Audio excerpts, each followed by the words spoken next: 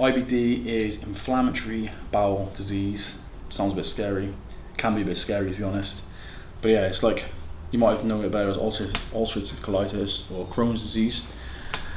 It's pretty debilitating. It makes you pretty fatigued a lot of the time. You can lose weight like this.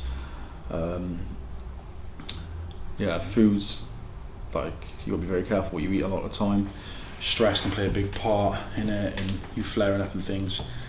Yeah, there's a lot of people with colostomy bags and this kind of stuff, and yeah, it's not very pleasant to live with. Like, as a man, like, it's not pleasant. So for any female who has it, like, I really do feel for you. Like, it's difficult. And how has it affected your performance? When did you know you had it? Okay, so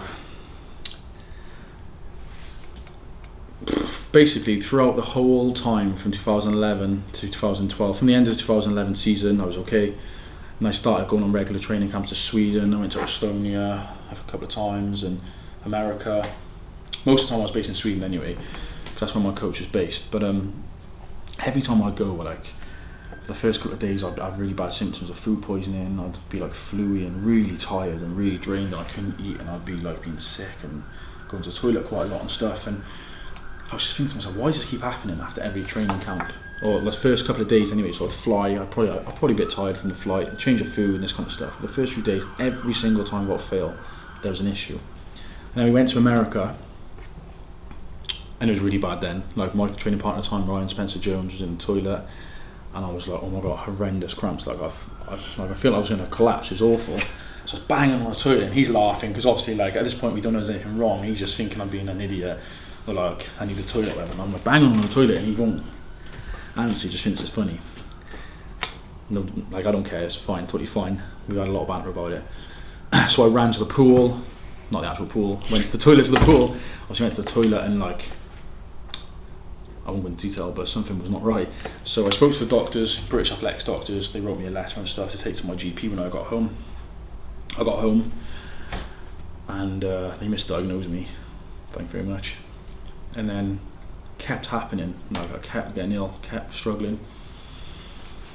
But I kind of kept in the wraps then, because it was getting close to the Olympic Games. I just qualified, and it was my dream. I didn't want people thinking I was not in a good place, but like, I wasn't. I didn't want people knowing that, like, I was really ill, or them worried about me. Because I did the thing what a lot of people do, is I went on Google, and I was dying. According to Google, I was dying. So I thought, right, I'm not going to tell anyone about this, because what they might do is pull me from the team. There might be emergency tests and this kind of stuff, and I was like, I'm keeping this quiet. So I went to the Olympics, didn't compete very well, obviously. I was in no state to be honest with you. And then it kind of went away for like a couple of months. So I was like, oh, that's weird, maybe it's just the stress of competing in the Olympics. And then it came back, and I remember going to the doctors, and people were saying to me, like, this is in your head, they did loads of tests, and nothing was coming back at all. No, nothing. So a lot of time they were like, a few times they actually mentioned to me about going to see a psychologist, and I was like, there's nothing in my head, like, this is happening, this is changing my life, I can see what's going on, like, there's a problem. Sometimes I'd walk to training like 2.5 hours because I was too scared to get on public transport, because like, I would break down. There was a problem. So only finally, more and more tests. I went to a specialist, and the doctors of Sport Wales and British Athletics were really good, man. They kind of pushed this through, and they pushed this to make this happen. They see me getting nowhere and getting worse, losing a lot of weight and stuff, so they made it happen. And I had a lot of tests, quite invasive tests, but like, I'm thankful I had them. And yeah, I got diagnosed with IBD, which is not ideal, but I'm not dying, which is obviously a positive. And as the days go on, as the years go on, and whatever, like, I'm learning how to cope with it better. Like, every day is a massive struggle still, but I'm learning how to cope with it, and it's positive. Any advice to people who've been diagnosed or are recent into it? It's just tough. Like, I've done some charity stuff for Crohn's and colitis in the UK and United for colitis, and it saddens me actually. I've had a few people who I actually know, but they've never come clean and told people they have colitis and stuff, or IBD. They've been a bit too scared to do it because they've been worried what people might think. They're worried about losing their jobs and this kind of stuff. So they've never like talked about it, and they talked about it to me obviously in confidentiality because I've got it. And it's really sad that they feel like they can't tell anyone.